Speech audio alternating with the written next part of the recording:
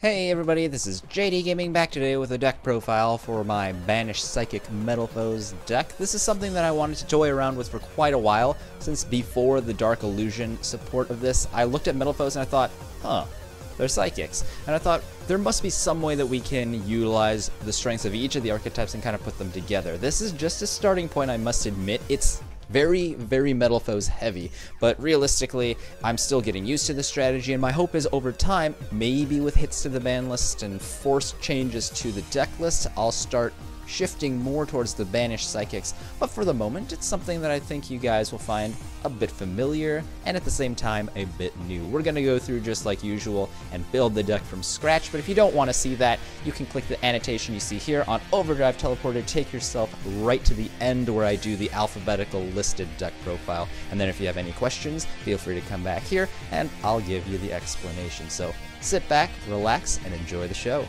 As usual, whenever we build a deck, we have to make sure that we come up with the core. Luckily for us, this time we're playing an archetype-driven strategy, so it's fairly simple here. We run, as you might expect, 3 of each of the basic Metalfoes, and the main reason is you want to have a nice mix of scales 1 and 8 for this strategy to work, and your goal is going to be to use these guys for fusions and use these guys for tribute summons and other shenanigans.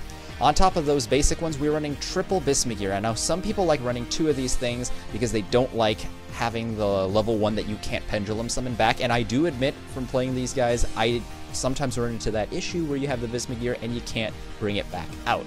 But I do like the fact that it floats, and in this strategy, I do like having an additional scale 8 and a pop effect, so because of that, yes, you can't bring Bismugear back. It's not the best for fusion summoning necessarily, but it'll actually help along the way. We just want as many Metalfoes as possible.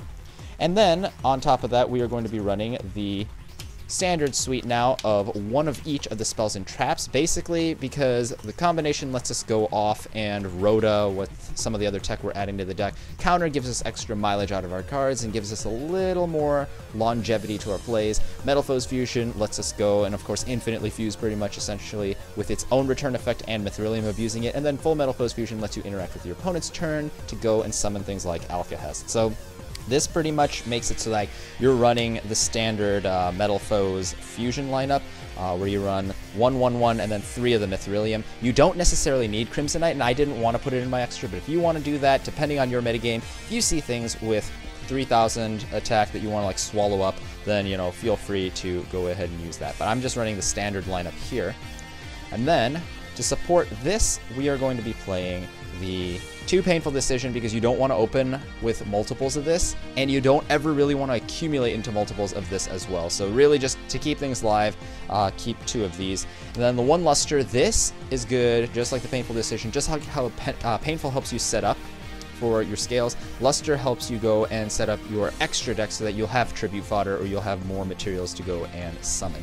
Plus, we are playing the Ignister in this deck, so you can actually go and use this guy and like just have a free material off of the Ignister, so that's pretty cool.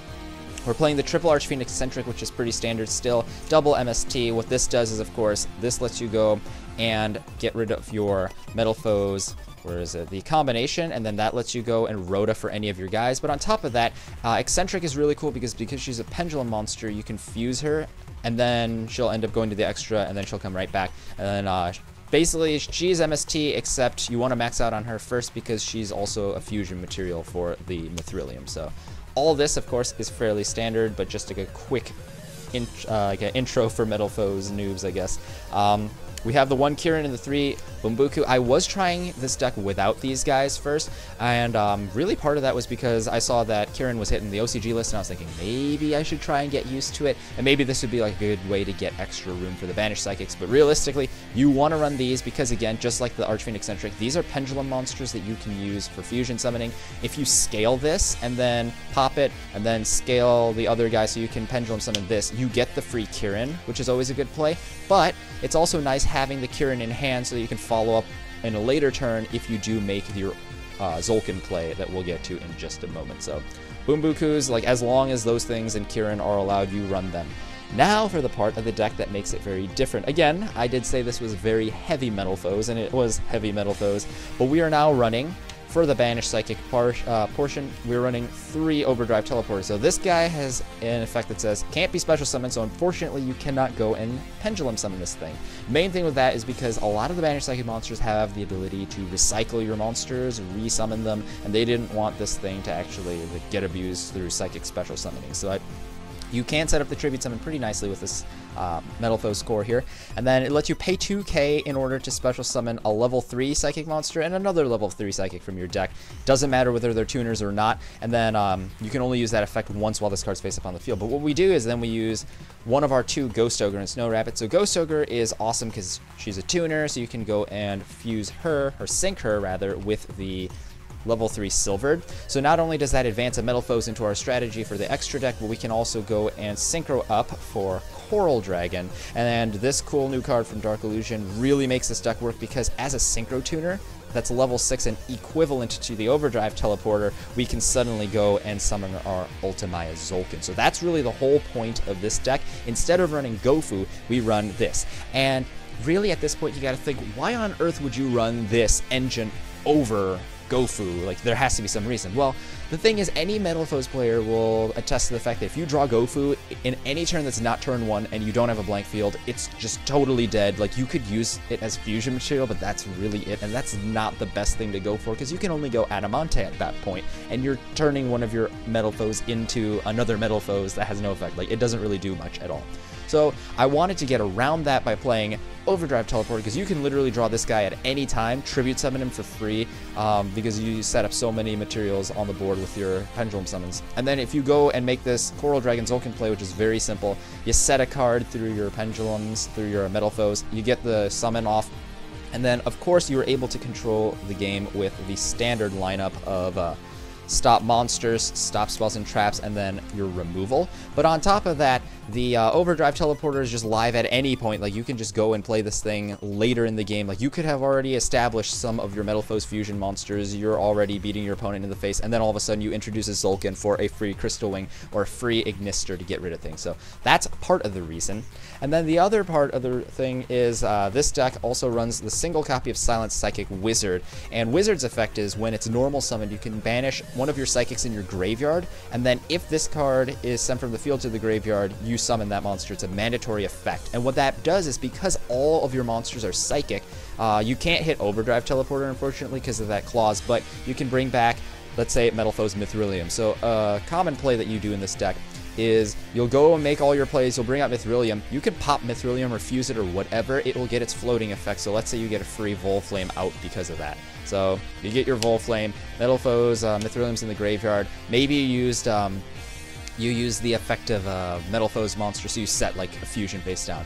If you normal summon your Silent Psychic Wizard, now you can banish the Mithrilium, and then you can either pop this or fuse it or whatever. Mithrilium will come back on top of whatever else you played. So this single copy will let you go and re-abuse Mithrilium. And the coolest part about Mithrilium itself is, on top of its like return your opponent's card ability, or return your own card ability for that matter, it does have the float ability. The float ability is not restricted to once per turn, so you can float her out in your play to set up for this, and then go make this guy, and then when she comes back, she'll float again if you fuse or kill her or whatever with her. So this was really supposed to be like the framework for a synchro strategy, but ultimately what I found is by minimizing your non-Metalfoes dead draws, which technically all these here are non-Metalfoes dead draws potentially, you're actually able to increase your win percentage. You don't want to clog your hands with things, and that's really why we're maximizing on Overdrive, because we want to see the Tzolkin early turn 1 as many times as possible, and at the same time we don't want to be normaling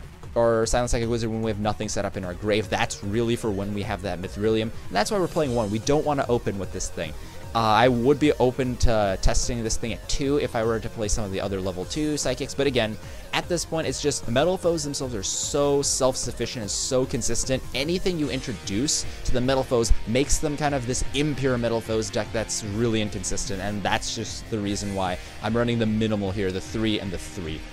But then on top of that, to round out the deck, we are running a pretty standard 1 Vanity's Emptiness, because, you know, you back Tzolkin up with this and it's just insane what you can do. Plus all your Pendulum guys float and then never hit the grave, so that's really good. And then double Max C In some ways, this is like my poor man's version of Pot of Desires. Obviously not as proactive, but it does control what the opponent can do. And when you're drawing into resources and you have a full Metalfoes fusion set, I just found that Maxi gets you more options. You can answer more of your opponent's plays because you have control about what you can fuse. So Maxi is actually a pretty nice tech. I've been playing it since the very beginning of this deck, and I really do love this thing. And I can't imagine myself playing anything else in its place. So that is a 40-card main deck. Time to finish up the rest of the extra, and pretty much on top of these synchros and these fusions that we've already discussed, I'm playing one extra Adamante, so that's number 2. And the reason for this is if you go and you have Tzolkin and let's say you started off Crystal Wing, turn 2 you want to go Ignister.